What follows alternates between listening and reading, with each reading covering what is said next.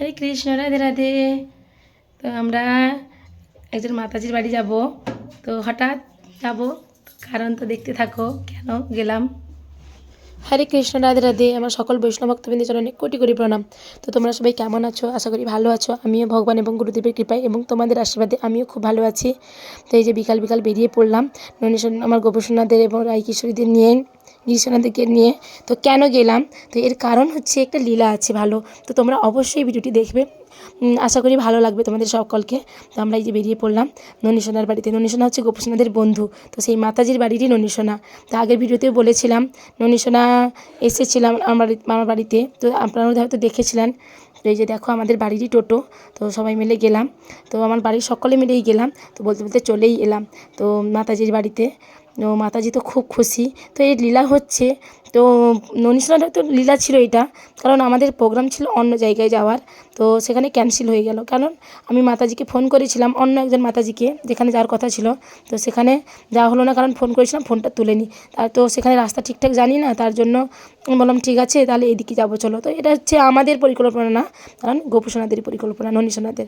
তো তার জন্য এখানে চলে এলো, কারণ তার বন্ধুদের সঙ্গে দেখা করার জন্য। কারণ আমি মায়াপুর ধাম থেকে আসার পরে ননীশোনার সঙ্গে দেখা করা হয়নি একবারও।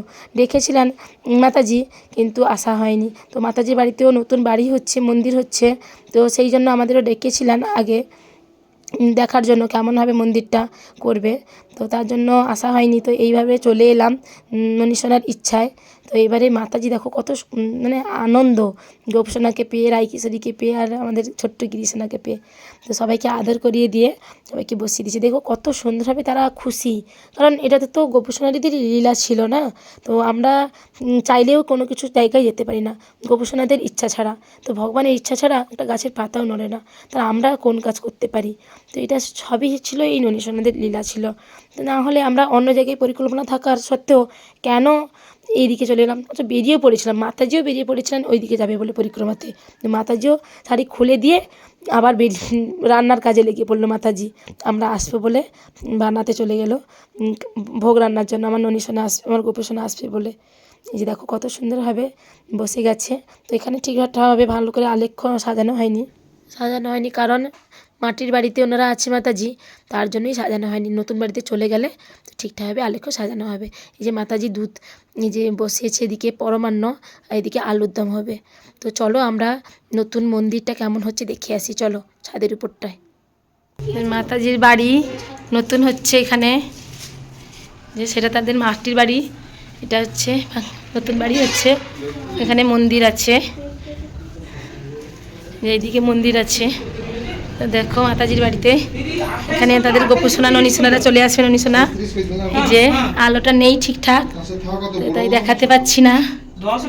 যে টাইলস হচ্ছে, মন্দিরটা খুব সুন্দর করে হবে। পরে মন্দিরটা হলে অবশ্যই তোমাদের সাথে শেয়ার করবো।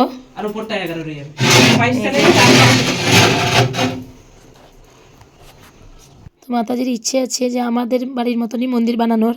তো তার জন্য প্রভুকে ডেকেছিলেন উনি, যে মন্দিরটা কীভাবে হলে ভালো হয়। তো আমাদের বাড়ির মতনই মন্দির করবে, থাক সেরকম স্টেপ বাই স্টেপ। তো দেখো এবার পরে আমরা সন্ধ্যা জগদীশ হরে, জয় জগদীশ হরে, জয় জগদীশ হরে, জয় নৃসিংহদেব, জয় নৃসিংহদেব, নৃসিংহদেব, জয় নৃসিংহদেব, জয় প্রহ্লাদ মহারাজ, জয় প্রহ্লাদ মহারাজ, প্রহ্লাদ মহারাজ। জডশলাকয়া চক্ষুর্মিলিतं येन तस्मै श्रीगुरवे नमः। श्रीचैतन्यमनोभीष्टं स्थापितं येन भूतले स्वयं रूपकदा परिजनसहितं कृष्ण चैतन्यदेवं श्रीराधाकृष्ण पादान सौगन्धृतस्य विशाखान्वितंश्च। আজি বেশি হাসি মুখে পুরা আমার কৃষ্ণ পাদায় কৃষ্ণ পৃষ্ঠায় ভূতলে বদাইনে গৌর কথা ধামদায় নগর গ্রাম তারিণে नमो विष्णुपादाय कृष्णपृष्ठाय भूतले श्रीमते भक्तिवेदांत स्वामिनीति नामिने नमस्ते सरस्वती देवे गौरवाणी प्रचारिणे निर्विशेष शून्यवादी पाश्चात्य देशतारिणे हे कृष्ण करुणा सिंधु दीनबंधु जगत्पते गोपेश गोपिका कांत राधा कांत नमस्ते तप्त कंचन गौरांगी राधे वृंदावनेश्वरी विश्वभानुसुत देवी प्रणमामि हरिप्रिये नीलाचल निवासाय नित्याय परमात्मने बलभद्र सुभद्रा जगन्नाथ ते नमः जय श्री कृष्ण चैतन्य प्रभु नित्यानंद श्री दैत्य गदाधर शिवसती गौर भक्तवृंद हरे कृष्ण कृष्ण कृष्ण हरे राम राम राम हरे हरे। ভগবান এখানে স্পষ্টভাবে বর্ণনা করেছেন যে এটি সমস্ত দিব্য শাস্ত্রের সারমর্ম এবং পরমেশ্বর ভগবান যেভাবে তা দান করেছেন ঠিক সেভাবেই তা উপলব্ধি করা উচিত। তার ফলে মানুষের বুদ্ধি বিকশিত হবে এবং সে পূর্ণরূপে দিব্য জ্ঞান উপলব্ধি করতে পারবে। পক্ষান্তরে বলা যায় এই ভগবত দর্শন উপলব্ধি করার ফলে এবং ভক্তিযোগে ভগবানের সেবায় নিযুক্ত হওয়ার ফলে সকলেই এই জড় প্রকৃতির গুণের কলুষতা থেকে মুক্ত হতে পারে। তো আমরা আগেও ভগবানকে চিনতাম, কম বেশি ভগবানের সেবা করেছি, কিন্তু এই যে জ্ঞান, এই জ্ঞানকে আগে উপলব্ধি করতে পেরেছি, পারিনি। এগুলো ভগবানই দিবেন আমাদের আস্তে আস্তে করে এই জ্ঞানের মাধ্যমে, ভক্তির মাধ্যমে। তো এই গ্রন্থ যখন আমরা পড়বো তখনই আস্তে আস্তে করে এই জ্ঞানগুলো আমরা উপলব্ধি করতে পারি, ভগবান কি জিনিস আমরা জানতে পারবো। কিন্তু এমনি সাধারণ মানুষকে যদি আমরা বোঝানোর চেষ্টা করি তাও বুঝতে পারবে না। যতক্ষণ না গুরু বৈষ্ণবের কৃপা হবে, যতক্ষণ না সে এই গীতার জ্ঞান বোঝার চেষ্টা করবে, ততক্ষণ সে বুঝতে পারবে না। কারণ এটা হচ্ছে গুপ্ত, মানে গুহ্যতম জ্ঞান। তো এই জ্ঞান যতই পড়াশোনা করুক, যতই ইঞ্জিনিয়ার ব্যারিস্টার উকিল ওকালতি করুক, যত ডাক্তার হোক বিজ্ঞানী হোক, কিন্তু এই জ্ঞান বোঝার ক্ষমতা সবার থাকে না। এই জ্ঞান বুঝতেই পারবে না, যত পড়াশোনা হোক বুঝতে পারার ক্ষমতা তার সাধ্য নেই। তো এগুলো এই ভগবত ভক্তির পথে করা যায়। তো ভক্তকান্তায় বলে এই ভগবত দর্শন উপলব্ধি করার ফলে কলুষ থেকে মুক্ত হতে হবে। এই যে জড় প্রকৃতির যে তিনটা গুণ আছে, রজত সত্য রজ তম, এই যে তিনটা গুণ আমাদের মধ্যে প্রভাবিত করে। এই গুণের মাধ্যমে আমরা কি করি, ভগবানকে বুঝতে পারি না, চিনতে পারি না। তো এই গুণ থেকে যখন কলুষ থেকে মুক্ত হব তখনই আমরা এটা জানতে পারবো। ভক্তিযোগ পূর্ণ তত্ত্বজ্ঞান লাভের পন্থা। তো যেখানে ভক্তিযোগ সাধিত হয় সেখানে জড় জগতের কলুষতা থাকতে পারে না। তো যেখানে ভক্তিযোগ সাধিত হয়, তো আমরা যদি ভক্তিযোগ অনুশীলন আরম্ভ করি তখন কিন্তু এই জড় জগতের কলুষতা আর থাকবে না। তো ভক্তিযোগ অনুশীলন মানে কি, আমরা এই হরিনাম জপ করব, ভগবানের প্রসাদ সেবা করব, ভগবানের সুন্দর করে সেবা করব, তখনই আমরা এই জড় জগতের যে কলুষতা আছে আমাদের মনের মধ্যে, বিষয় আশয় বাসনা সব কিছুতে কলুষ আমাদের মনের মধ্যে, সেই কলুষ থেকে আমরা মুক্তি হতে পারবো। যেখানে জড় জগতে কলুষ থাকতে পারে না। ভগবানের সেবা এবং ভগবসিত হয় পরমেশ্বর ভগবানের অন্তরঙ্গা শক্তির মাধ্যমে।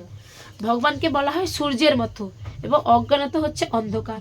তো আমরা আগে অন্ধকারে ডুবেছিলাম, এই জন্য গুরুদেব মন্ত্র হচ্ছে ওম অজ্ঞান তিমিরান্ধস্য, আমরা অন্ধকারে হয়ে আছি। তাই এই অজ্ঞান থেকে বের করবে কে, গুরুদেব। তো আমরা যদি সেই গুরুদেবের আশ্রয়ে চলে যাই তবে আস্তে আস্তে আমরা সেই অজ্ঞান থেকে দূরীভূত হব। কারণ আমরা আগে অনেক অন্ধকার ছিলাম সত্যিকারে, যে আমরা ভগবানকে কোনো দিন মানে জানতাম না। হয়তো নামে একটা পূজা দিতাম, ফুল দিতাম, নকুলদান একটা দিতাম, কি তুলসী পাতা দিতাম, জল দিতাম, হয়তো তুলসী পাতা হয়তো দিতাম না, কিন্তু ঠিক নেই, কারণ জানতামই না যে তুলসী পাতা না দিলে যে ভগবান ভোগ গ্রহণই করে না, সেটাও জানা নেই। কারণ সেটা আমাদের মানে ধারণার বাইরে, এগুলো ভাবিনি যে ভগবান কি চায়, ভগবানের কোনটাতে তার খুশি, ভগবান যে কোনটাতে সন্তুষ্ট হবে সেটা আমরা জানি না, ভাবি না ভগবানকে নিয়ে। আমাদের শুধু কি কর্তব্যের নিয়ম আছে, আমরা হিন্দুতে আছি, একটু পূজা করতে হয়, ফুল দিয়ে দিলাম, জল দিলাম, যা, হয়তো ফল তো দিই না, আর নকুলদানা কখন থাকে কখন থাকে না, তাও দেওয়া হয় না। তো এইসব হচ্ছে গুরুদেবের কৃপায়। ভগবানকে বলা হয় সূর্যের মতো, অজ্ঞানত হচ্ছে অন্ধকার। যেখানে সূর্যলোকের প্রকাশ হয় সেখানে অন্ধকারের কোনো প্রশ্নই উঠতে পারে না। তো যখন সূর্যের আলো পরপর, যখন রাতের বেলা অন্ধকার থাকে, তখন দিনের আলো হয়, তখন আস্তে আস্তে সূর্যের যখন আলো হয় তখন আমরা সব কিছু পরিষ্কারভাবে দেখতে পাই। তো এও সেরকম ভক্তিটা, তা আমরা অজ্ঞানের অন্ধকারে ছিলাম, এখন যখন ভক্তিতে যখন পথে এগিয়েছি তখন আস্তে আস্তে করে কি হচ্ছে, আমাদের সূর্যটা উদয় হচ্ছে, তখন আস্তে আস্তে করে আমরা দেখতে পাচ্ছি যে ভগবান কি জিনিস, আমাদের কি করা উচিত, আমাদের যে জীবের স্বরূপ হয় কৃষ্ণের নিত্য দাস, এটা জানতে পারছি। কিন্তু আমরা আগে করেছি কি মায়ার দাস, যে মায়ার দাসত্ব কাজ করতাম, তবে জানি না যে কোন কাজটা আমাদের করা উচিত। আমরা ভাবছি সারাদিন সেই কাজকর্ম করব, খাওয়া দাওয়া করবো, ঘুমাবো, সন্তানের জন্ম দেবো, ব্যাস এইটুকুই কাজ আমাদের, আর এর থেকে বেশি কিছু কাজ নেই। জানতামই না, আমাদের এইটাই ভাবে এইটাই জীবন শেষ, তা আর আমরা জীবনে যে ভবিষ্যতের জীবনে যে জন্ম আবার যে মৃত্যুর পরে কোথায় যাব, কারণ আমরা যখন সকাল হয়ে যায় আস্তে আস্তে করে তখন আমাদের অন্ধকার আর কোনো থাকে না। কারণ এই যে আমাদের এই যে ভগবত ভক্তিটা আমরা যখন আস্তে আস্তে অনুসরণ করব তখন সব কিছু পরিষ্কারভাবে দেখতে পাবো, যে ভগবানের লীলা আস্বাদন করব, তার যে কীর্তন, এত সুন্দর ভগবানের দিব্য নাম, তখন আমাদের সব কিছুতে আমাদের ভালো লাগবে। তখন আস্তে আস্তে করে জানতে পারবে না ভগবান কী জিনিস, মানে সব কিছু বুঝতে পারবো। কিন্তু অজ্ঞানের অন্ধকার থাকলে আমরা কিছুই বুঝতে পারবো না।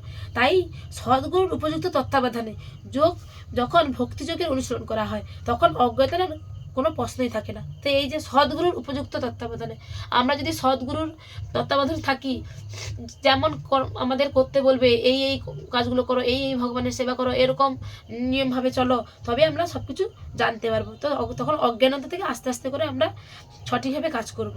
সকলেরই উচিত এই কৃষ্ণ ভাবনা অনুসরণে ব্রতী হওয়া এবং বুদ্ধিমত্তার বিকাশ ও নির্মলতা প্রাপ্তির জন্য ভগবানের সেবায় নিযুক্ত হওয়া। তো সকলেরই উচিত। তো এই ভক্তি, ভগবত ভক্তি যে অনুসরণ করে সেই ভগবান বলেছে সেই বুদ্ধিমত্তা। আমরা ভাবি কি এই বড় বিশাল চাকরি করে অনেক লাখ টাকা ইনকাম করে মাসি, ভাবি এই মনে হয় বেশি বুদ্ধিমান, এই মনে হয় সংসারে সব থেকে সুখী, বা এই বিশাল বড় গাড়ি বাড়ি করেছে, অনেক টাকার সম্পত্তি মালিক, আমরা ভাবি এই মনে হয় মানে সংসারে সব কিছু ভালো সুখী ব্যক্তি। কিন্তু এটা সব থেকে বড় ভুল আমাদের, যে কেউ সুখী হতে পারে না এই জগতে। যতই সংসারে আমাদের টাকা পয়সা যতই থাকুক না কেন, আমরা কখনো এইসব নিয়ে সুখী থাকতে পারি না। যতই না হোক আমাদের কষ্ট আছেই। তো আমরা যদি এই ভগবত ভক্তি অনুসরণ করি তাতে কিন্তু আমরা অনেক সুখে থাকবো, অনেক আনন্দে, সেটা চিন্ময় আনন্দ।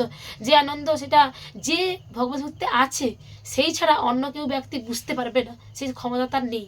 তো যদি কেউ ভগবত ভক্তিতে আসে তবেই সে বুঝতে পারবে তার যে সেই দিব্য আনন্দটা। এই জন্য সকলেরই উচিত এই কৃষ্ণ ভক্তি, ফোনটা সুইচ অফ করো, ডিস্টার্ব করবে, এই কৃষ্ণ ভাবনা অনুসরণে ব্রতী হওয়া। তো সেই হচ্ছে বুদ্ধিমান বিকাশ, নির্মলতা প্রাপ্তির জন্য ভগবানের সেবায় নিযুক্ত হওয়া।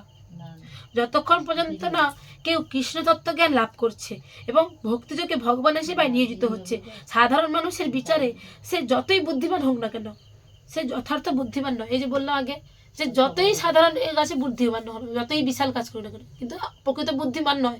এই জন্য নিজেকে বরং গর্ববোধ করা, এটা অহংকার নয়, যে গর্ব হওয়া উচিত যে আমরা এই ভগবত ভক্তিতে অনুসরণ করতে পেরেছি, যে এই জন্মে পেরেছি, যে এর পরে জন্ম কি পাবো জানি না, পরের জন্মে যে আমরা ভগবানের সেবা করব তার কোনো গ্যারেন্টি নেই, কিছুই জানি না, কি মানুষ হবো নাকি তারও কোনো গ্যারেন্টি নেই। তো এই যে জন্মটা পেয়েছি যেন অবহেলা না এলিয়ে দিই। তো আমাদের আবার এই আছি এই নেই, জন্ম মৃত্যু মানে এক্ষুনি আছি এক্ষুনি নেই, কোনো গ্যারেন্টি নেই। তো আমরা যতক্ষণ বেঁচে আছি, আমরা যতটুকু দিন বেঁচেছি আমরা ভগবানের সেবা করে আমরা এই জীবনটাকে অতিবাহিত করব, যেন জীবনটাকে যেন এমনি এমনি না করতে। এই জন্য সকলেরই এটা যেন এটা হচ্ছে প্রকৃত বুদ্ধিমানের কাজ। যারা এই তাড়াতাড়ি যদি ভক্তি জীবনে চলে আসে তারা হচ্ছে প্রকৃত বুদ্ধিমান। তো যতক্ষণ তারা কৃষ্ণতত্ত্ব লাভ করছে, ভক্তিযোগ ভগবানের সেবা নিয়ে যতক্ষণ বুদ্ধিমান হোক না, সে যথার্থ বুদ্ধিমান নয়। এই শ্লোকে অর্জুনকে যে অনঘ বলে সম্বোধন করা হয়েছে তা অত্যন্ত তাৎপর্যপূর্ণ। অনঘ হে নিষ্পাপ, এর অর্থ এই যে যতক্ষণ পর্যন্ত না মানুষ সব রকম পাপ থেকে মুক্ত হচ্ছে ততক্ষণ পর্যন্ত শ্রীকৃষ্ণকে জানতে পারা সম্ভব নয়। তো সমস্ত পাপ থেকে আমাদের মুক্ত হতে হবে আস্তে আস্তে করে। তো সেটা হয়তো একসঙ্গে হবে না। সমস্ত পাপ বলতে কি, আমরা যে ধরো আগে যে 4টা নিয়ম আমাদের ইস্কনে আমাদের বলেছে যে 4টা নিয়ম অবশ্যই পালন করতে হবে, কারণ এই 4টা কাজে আমাদের সমস্ত পাপ থাকে। তো এই পাপ যদি আমরা করে বসি তাহলে কিন্তু কলুষ এগুলো থাকবে না। কলুষ থেকে আমাদের মুক্তি হতে হলে এই 4টা নিয়ম আমাদের অবশ্যই পালন করতে হবে। 4টা নিয়ম কি? 4টা নিয়ম কি আমাদের? আমিষ আহার বর্জন, নেশা বর্জন, দ্রুত ক্রীড়া, অবৈধ সঙ্গ। তো এই 4টা কাজ যদি আমরা একটাও যদি আমরা করে বসি তাহলে কিন্তু আমরা ভগবানকে চিনতে পারবো না, বা আমাদের ভগবানের প্রতি সে উৎসাহিত হবে না, ভগবানকে সেইভাবে ভালোবাসতে পারবো না, জানতেই পারবো না ভগবানকে। এই জন্য হয়তো আমাদের মধ্যে হয়তো আছে কারণ না কারণ যে নেশাজাতীয় দ্রব্য বা এটাকে আস্তে আস্তে বন্ধ করতে হবে। পুরোপুরি একদম ঠিকঠাক করলে তবেই আমরা পুরো পাপ থেকে মুক্ত হতে পারবো। কারণ জগাই মেধাই যখন নিত্যানন্দ প্রভুর কাছে যখন ক্ষমা চাইলেন, যখন নিত্যানন্দ প্রভুকে যখন বলে না মেরেছ কলসির কেনা তাই বলে কি প্রেম দেবে, যখন মারলো কলসি তখন নিত্যানন্দ প্রভু কিন্তু তাকে প্রেম দিয়েছিল। তো প্রেম দিয়েছিল ঠিকই, কিন্তু তখন মহাপ্রভুর কাছে কিন্তু ক্ষমা চেয়েছিল। মহাপ্রভু বললো কি না, যার কাছে তুমি অপরাধ করেছো সেই একমাত্র ক্ষমা করবে, আমি ক্ষমা করার কেউ না। তো যার কাছে অপরাধ করছে সেই ক্ষমা করবে, তবেই আমি ক্ষমা করে দেবো। তখন নিত্যানন্দ বাবুর কাছে ক্ষমা চাইলেও কি হবে, বলেন যে আমি ক্ষমাও করে দিব, কিন্তু তুমি তোমার সমস্ত পাপও আমি নিয়ে নিলাম, আগে যত পাপ করেছো, কারণ জগাই মাধাইয়ের মতন পাপ হয়তো এই দুনিয়ায় কেউ করেনি, যে এত পাপ করতো, প্রচুর পাপ। তো তখন বললো যে আমি সমস্ত পাপ থেকে মুক্ত করে দিব, কিন্তু কথা দিতে হবে আর কোনোদিন যেন পাপ না হয়, তবে আমি পাপ থেকে মুক্ত করাবো, তবেই তুমি শরণাগতি হতে পারবে আমার। তো সমস্ত সে পাপ থেকে মুক্ত হয়েছিল বলে সে ভগবানের শরণাগতি হয়ে সে ভগবত ধাম প্রবেশ করলো। তো আমাদেরকেও সেরকম, যদি আমরা ভগবতী অনুসরণ করতে যাই, আমরা যদি সমস্ত ভগবান যদি পাপ মুক্ত করে, তবে আমাদের সেই সমস্ত পাপ থেকে মুক্ত হতে হবে আগে, নাহলে কি করে ভগবান পাপ নেবে? আমরা এদিকে নাম করব, হরিনাম করবো, আবার এদিকে 4টা নিয়মে আবার আমরা লিপ্ত হয়ে যাব, তাহলে কোনোদিনও সেই পাপ থেকে মুক্ত হওয়া যায় না, যতই তুমি অনুসরণ করো ভক্তি, কোনোদিনও হয় না। হয়তো আমরা অভ্যাস করতে পারি যে আমি ভগবান আমার প্রার্থনা শুনে আমি পাচ্ছি না এখন, আমাকে করো, কিন্তু হ্যাঁ আমি জানা শোনার পরে অনেকদিন ভক্তি অনুসরণ করার পরেও আমি যদি এগুলো না ছাড়ি, তাহলে কিন্তু এটা অপরাধ, মস্ত বড় অপরাধ। তাহলে কিন্তু ভগবান ভক্তি অনুসরণ করা এগুলো যায়, তাহলে কলুষ থেকেই যাবে, তাহলে ভগবানকে জানতে পারবো না আমরা, বুঝলি না? শ্রীকৃষ্ণকে তাহলে জানা সম্ভব নয়। তো মানুষকে সব রকমের পাপের কলুষতা থেকে মুক্ত হতে হবে আগে, তখনই আবার সে উপলব্ধি করতে পারবে। কিন্তু ভক্তি যে এতই শুদ্ধ ও শক্তিশালী যে কেউ যখন একবার ভগবত সেবায় নিযুক্ত হয়, তখন সে আপনা থেকেই সমস্ত পাপ থেকে মুক্ত হয়ে যায়। তো সে যখন সত্যিকার যদি সে ভগবানকে ভালোবাসে, যদি ভগবত সেবায় নিযুক্ত হয়ে যায়, সে সমস্ত পাপ, এই 4টা নিয়ম অবশ্যই সে ত্যাগ করবেই, যদি প্রকৃত ভালোবাসে, লোক দেখানো নয়। প্রকৃত যদি সে ভগবানকে ভালোবাসে, তাহলে সে পাপ থেকে মুক্ত হয়ে যাবে। পূর্ণ কৃষ্ণ ভাবনায় ভাবিত হয়ে শুদ্ধ ভক্ত সঙ্গে যখন ভগবত ভক্তির অনুসরণ করা হয়, তখন কতগুলি প্রতিবন্ধকতাকে সম্পূর্ণভাবে দূরীভূত করার প্রয়োজন হয়। তো আমরা এগুলো করবো কি করে? আমরা কি একা একা এইগুলো করতে পারবো না? পারবো না। আবার ভক্ত সঙ্গে থাকতে থাকতে আমি যদি শুদ্ধ ভক্ত সঙ্গে থাকি, শুদ্ধ ভক্ত আমাদের বলবে যে এগুলো করা উচিত, এগুলো করা উচিত নয়, তখন আমরা সঙ্গে থাকতে থাকতে আমরা এগুলো সব থেকে মুক্ত হতে পারবো আস্তে আস্তে। একা একা তো করা সম্ভব না। আমি ভাবছি একা একা এগুলো খাবো না, এ করবো না, কিন্তু তাও পারবো না, কোনো মতে পারবো না। তাও সেই জীবটা, আমাদের ইন্দ্রটা চলে যাবে, ঠিক সেই আমি এর দিকে দুটোকে চলে। কিন্তু আমরা যদি একটা ভালো সঙ্গ করি, শুদ্ধ ভক্তের সঙ্গ করি, তবে গিয়ে আমাদের আস্তে আস্তে করে পাপটা কমবে। কিন্তু আমরা যদি অসৎসঙ্গ করি, এদিকে ভগবানের সেবা করছি, আবার এদিকে অসৎসঙ্গ করছি অন্যদিকে, তাহলে কখনো সে ভক্তি অনুসরণ হতেই পারবে না। তবে যেন সঙ্গটাও ঠিক করা চাই। তো তখন কতগুলি প্রতিবন্ধকতাকে সম্পূর্ণভাবে দূরীভূত করার প্রয়োজন হয়। তার মধ্যে সবচেয়ে গুরুত্বপূর্ণ হচ্ছে হৃদয়ের দুর্বলতা। প্রথম অধঃপতনের মূল কারণ হচ্ছে জড় প্রকৃতির উপর প্রভুত্ব করার অভিলাষ। তো এই যে প্রভুত্ব কথাটা অনেক গুরুত্বপূর্ণ, যে আমরা মনে করি কি এই সংসারে আমি সবকিছু করছি, আমি করছি, আমি ছাড়া আর কেউ করে না, আমার দ্বারা সবকিছু হচ্ছে, এই ঘর বাড়ি করেছি আমি, আমার টাকাতে সংসার চলছে, মানে সবকিছুতে আমি আমি প্রভুত্ব। কিন্তু প্রভু একমাত্র ভগবান শ্রীকৃষ্ণ, সেই একমাত্র প্রভু, সেই আমাকে সংসারে যেরকম চালাচ্ছে, আমার এই ঘরটা সে যেরকম বলেছে যে আমার এই ঘরটা দাঁড়াচ্ছে, আমি এই রান্নাটা করেছি তার কৃপায়, সে যেরকম চালাচ্ছে আমি এই রান্নাটা করছি তার কৃপায়। সবকিছু মনে করতে হবে যে ওনার কৃপায়, ভগবানের কৃপায়। আমার কিছু নেই, আমার বলতে আমার কিছুই নেই। আমাদের সন্তানটাও ভগবানের, কারণ আমরা এই চোখ দিয়ে কতটুকু দেখতে পারি। যখন স্কুল টিউশন যাবে, কোনো কাজে যাবে বাচ্চারা, তখন কিন্তু আমরা এই দু চোখে দেখতে পারবো না, এই সামনাসামনি 10 হাত দেখতে পাবো, কিন্তু এরপরে কিন্তু সেই ভগবানই দেখবে। যেন সবকিছুই আমিও তারই সন্তান ভগবানের, আর বাচ্চারাও তারই সন্তান। সবকিছু ভাবতে হবে যে তারই, যা কিছু হবে সেটা ভগবানের, নিজেকে প্রভুত্ব বলে চলবে না। এভাবেই জীব পরমেশ্বর ভগবানের অপ্রকৃত প্রেমময়ী সেবা পরিত্যাগ করে। তো মাতাজির বাড়িতে গীতা পড়তে খুব ভালোই লাগলো। তো গুরুদেবের কৃপায় যতটুকু পড়েছি খুব ভালো লাগছিলো, মাতাজিও খুব খুশি হয়েছি। তোমরাও কতটা বুঝতে পেরেছো কমেন্ট করে অবশ্যই জানিও কেমন হয়েছে পড়াটা। তো তোমাদেরকে প্রসাদ দেখাতে ভুলেই গেছি, আমরা যখন প্রসাদ পেয়েছিলাম, তো এখন দেখিয়ে দিলাম। তো আমরা এই যে বেরিয়ে পড়লাম বাড়ি যাওয়ার জন্য। তো 9টা বেজে গেছে রাত। তো মাতাজিও শয়ন করে দিয়েছি ননীশোনাকে, আমরাও বেরিয়ে পড়লাম। তো এবারে বাড়ি যাওয়ার পালা। তো যদি ভিডিওটি ভালো লেগে থাকে অবশ্যই লাইক কমেন্ট করে দিবে। তো ভিডিওটি আজ এই পর্যন্তই, দেখা হচ্ছে পরের ভিডিওতে। রাধে রাধে।